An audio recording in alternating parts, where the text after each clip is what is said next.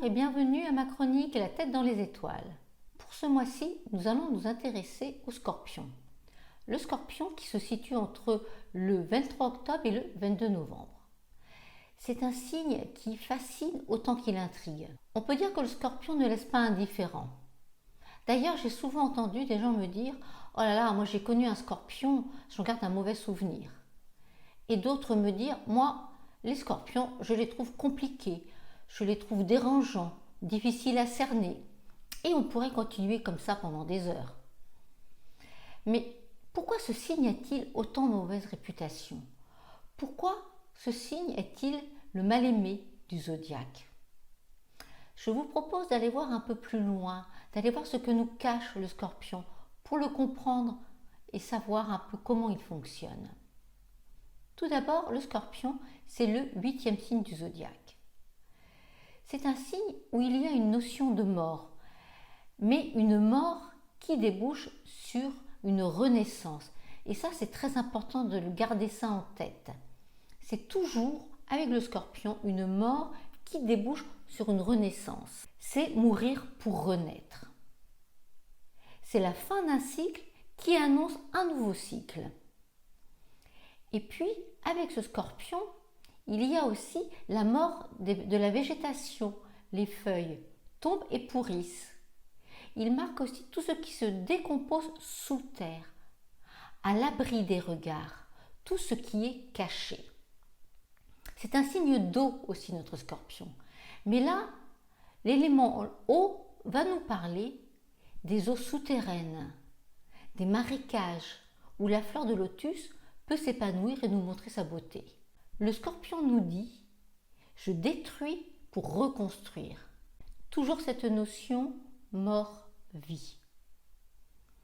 Il nous dit aussi « accueille, accepte et intègre en moi les notions de vie et de mort pour comprendre ma puissance ». Vous voyez, ce scorpion-là, c'est aussi le phénix qui renaît de ses cendres. Son symbole, c'est le scorpion. Et le scorpion, il a un dard. C'est donc avec son dard qu'il se défend. Donc ne soyez pas surpris si vous agressez un scorpion, qu'il réagisse violemment. Il pique et il fait souvent mouche. Voilà pour les caractéristiques générales. Pour ceux qui veulent participer, je propose comme d'habitude de prendre un papier, un crayon et de tracer 3 colonnes. Première colonne, les points positifs. Deuxième colonne, les points négatifs ou les points faibles. Et troisième colonne, j'hésite. Alors, avant de commencer, une petite question. Avez-vous un nom? Avez-vous quelqu'un que vous connaissez qui est scorpion ou ascendant scorpion? Notez-le sur votre feuille et nous allons démarrer.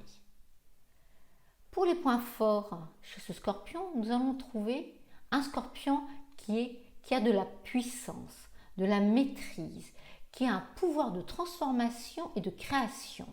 Ce scorpion-là a besoin d'intensité parce que le scorpion, c'est un passionné. Il a aussi une volonté très forte.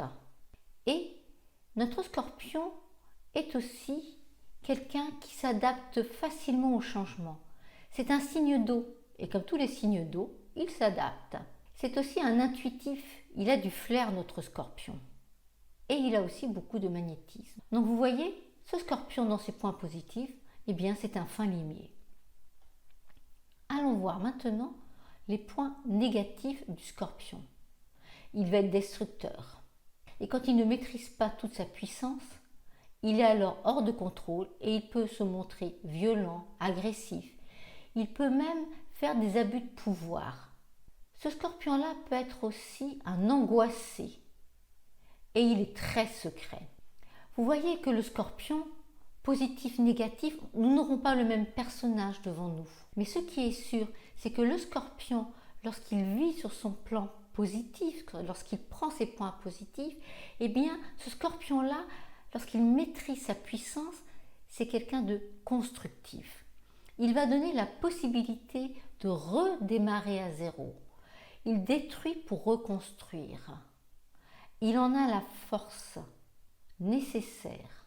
Alors que le scorpion, qui vit sur le plan négatif, lui, eh bien, il est hors de contrôle et alors sa puissance va devenir destructrice. Et ce scorpion-là va s'enfoncer petit à petit dans ses tourments et dans ses souffrances. Il détruit pour détruire.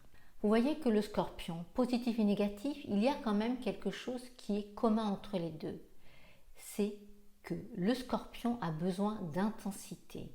Il a besoin de se sentir vivre pour exister, et cela dans tous les domaines. Maintenant, c'est à lui de savoir maîtriser cette intensité, cette puissance qu'il a en lui. Comment va-t-il l'utiliser, en positif ou en négatif? C'est à lui de choisir. Voilà pour la liste qui n'est toujours pas exhaustive, que vous pouvez compléter comme bon vous semble, mais restez dans les caractéristiques du scorpion. Et surtout, petit rappel, ne faites pas du systématique. Nous possédons tous les 12 signes en nous que nous expérimentons et exprimons différemment suivant notre chemin de vie et suivant les événements qui se présentent à nous. Et maintenant, je vais vous présenter la lame du tarot que j'ai choisie pour imager ce scorpion. Et vous, quelle lame du tarot avez-vous choisi? Est-ce la même ou est-ce une différente? Pour ma part, j'ai choisi la lame sans nom. Une lame du tarot qui est numérotée mais pas nommée. La lame du tarot dit au scorpion: je transforme. Coupe, tranche avec moi, rien ne se perd, tout se crée, tout se transforme. Il avertit par contre le scorpion, il dit: attention, détruis pour reconstruire. Ne détruis pas pour détruire. N'oublie pas, je suis le phénix du zodiaque. Alors vous l'aurez compris, c'est un langage symbolique que je vous propose. Cette lame du tarot propose au scorpion de se débarrasser de tout ce qui le gêne, de tout ce qui l'entrave pour continuer à avancer dans sa vie. Voilà ce que propose la lame sans nom. Et pour finir cette chronique, je vous propose pour le mois prochain d'aller faire un tour et d'aller voir les caractéristiques du signe du Sagittaire. Pour ceux qui veulent participer et choisir une lame du tarot, je vous propose de m'envoyer votre choix de lame avec votre motivation pour cette lame, soit par message privé sur Messenger ou alors sur mon mail. Vous trouverez toutes les coordonnées sur mon site. D'ici là, je vous souhaite un bon mois en compagnie des ambiances du Scorpion et je vous dis à très bientôt. Au revoir.